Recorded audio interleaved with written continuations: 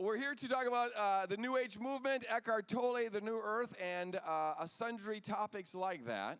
Take it away, Paul. Right. I'm going to start pretty broad here. My job is two things. One, to describe in 15 minutes what the New Age is.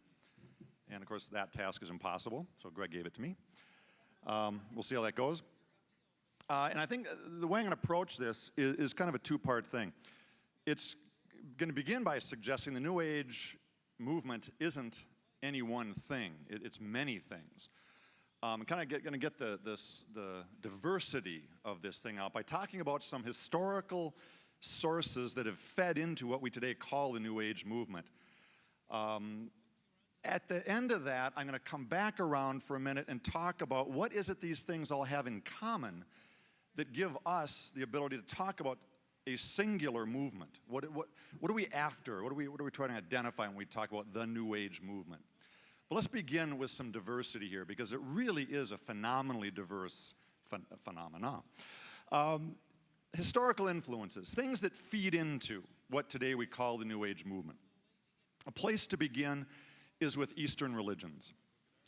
I think if we want to trace back the roots to what we today in 21st century North America call the New Age movement that's in our culture, a good place to begin is in the 1800s. So it suggests that the New Age movement isn't all that new. Its primary features have been around for a long time, at least over a century in our culture. Back in the 1800s, largely due to increased travel, to increased publication of Eastern texts being made available in translation in English to English-speaking cultures, the West came alive to the reality of some very ancient ideas that had been floating around in Hinduism, Taoism, Buddhism for a long, long time. And it was sort of an awakening of the West to Eastern thought. Kind of a highlight moment of this was the year 1893, when the first Parliament of World Religions took place. I believe it was Chicago. And a number of major world religions came together for a multi-day sort of festival.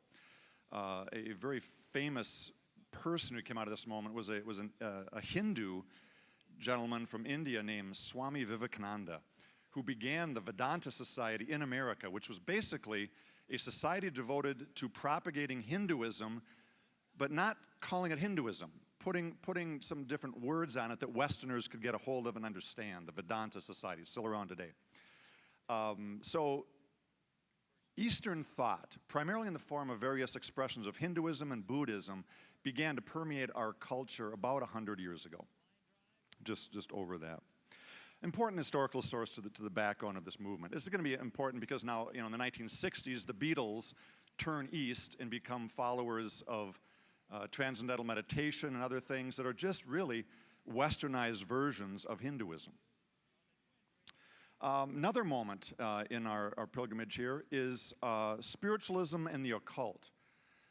Again, in the 1800s, predominantly late 1800s, a whole new phenomena in the West was born out of what today we would call channeling. A lot of spiritualism was going on, people that were offering their psychic powers to get people in touch with their dead aunt or grandma or you name it. A lot of seance parlors that were happening on the East Coast. It was just a whole phenomena was born at this time. And today we have the remnants of that in what's called the channeling movement. A lot of talk about ascended masters, this idea that we human beings are simply one of the many types of beings in the universe, which of course is true, but these groups will get very detailed on the types of ascended masters, spiritual adepts, usually Jesus named as one of them right alongside the Buddha and you name it. People who were disembodied now, but that we could tap into their psychic energy to give us guidance about the future and things of this sort. Third movement that's worth noting is American Transcendentalism.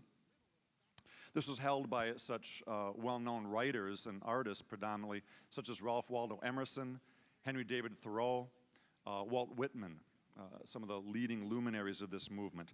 Basically what these folks did, largely out of their artistic culture of the Eastern United States in the late 1800s, was they took sort of a basic humanistic view of life and combined it with their interest in Eastern religions. And so Ralph Waldo Emerson, Walt Whitman were basically tapping into Hinduism, some of the more recently translated editions of the Bhagavad Gita and things, and were kind of bringing it into the Western sphere, Western culture. The next moment that we can talk about is what's called in many circles the New Thought movement. It's actually a variety of movements, was largely initiated by a guy named Phineas Quimby. And Quimby, I think, and there's some debate here, but near as I can tell, was tapping into some Eastern ideas about the nature of sickness. His theory was that that really all that exists is spirit, that physical matter doesn't really exist, or if it is, it's sort of a quasi-existence. Spirit controls all things. Therefore, if I'm physically ill, I'm not really physically ill. My mind is lying to me about some state of existence in my body, and if my mind lines up with the truth, so will my body. This teaching of Quimby permeated a number of significant movements in the late 1800s, early 1900s. Some of them would be the Unity School of Christianity, which in the Twin Cities has a church in Golden Valley and one in Woodbury. Major expression of New Thought today. Also known by some folks as this New Age churches. Another movement that spawned out of this perspective was Christian Science. Mary Baker Eddy was the founder of that. I'm told a shirt-tail relative of mine. Her third husband was an Eddy, so it's no blood related. But Mary Baker Eddy was convinced that if we simply told ourselves the truth when we're ill, that we're not ill, that we would in fact find ourselves well. So a very important movement. Also, the I am consciousness movement came out of this. I am taken from Exodus 3:14, where God reveals himself as I am in the Bible. Well, this movement took God's self-revelation and said, yes, we all are I am. We're all divine in some sense. And Greg's going to tap into that movement in a minute here. I'm going to talk about it. I'm not actually going to tap into the movement. Well, we'll see, won't we? Be clear. Personally, I'm a little nervous about this. Calm down.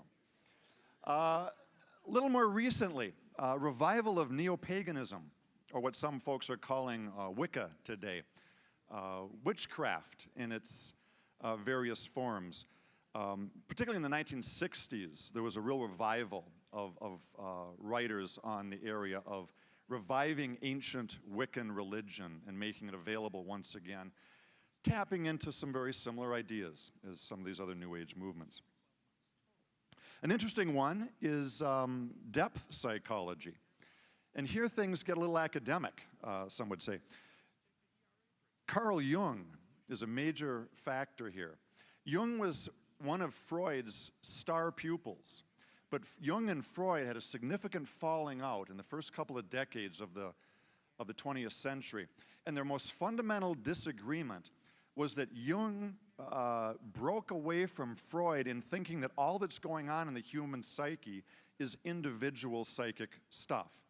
Jung, of course, came up with this idea of the collective unconscious and the idea that all human psyches are tapping into a common collective basis of archetypes. Jung, we know, was a reader, a pretty avid reader, of ancient Gnostic materials, and was I think, finding a way to incorporate some of the ancient Gnostic, Eastern-like teachings into modern psychology. This really got developed in what's called transpersonal psychology.